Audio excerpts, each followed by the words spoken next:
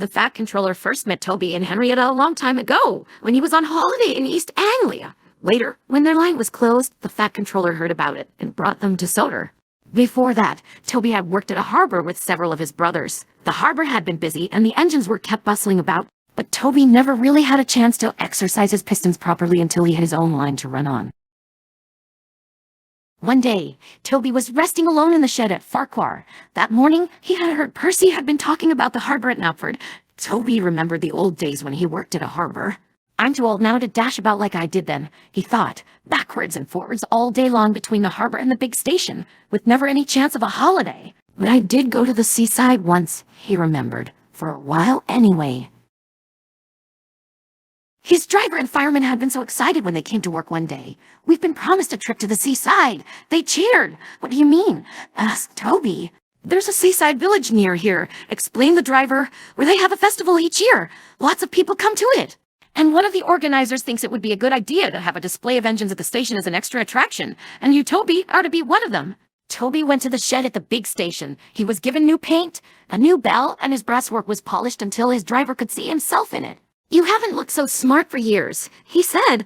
I nearly didn't recognize you. They set off for the junction where the branch line to the village began. As they arrived, a train came in from the branch line.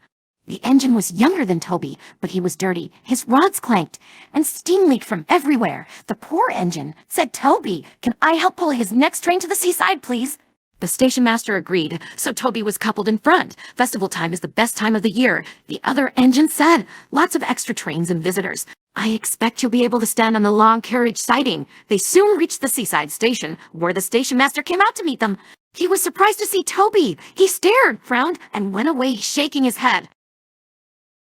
The next day, Toby was excited. He woke early and saw the sea sparkling in the distance. White birds wheeled and swooped overhead, making loud mewing noises. I wonder what they are, thought Toby. I must ask driver when he comes. But his crew arrived looking glum. It's all off Toby, his driver said. They say there's nowhere for you to stand. But what's wrong with where I am? Wailed Toby. I'm not in anybody's way here. It's just an excuse, I reckon, said Toby's driver, lowering his voice. The real trouble is you're too smart, Toby. They're afraid you'll show their branch line-up. Just then, a door banged. Toby jumped. Wake up, Toby, smiled his driver. Time to get back to work. Toby sighed as he moved from the shed. Well, I did get to the seaside, he murmured, even if it wasn't for long. But I think the Fat Controller would have managed all that festival business much better.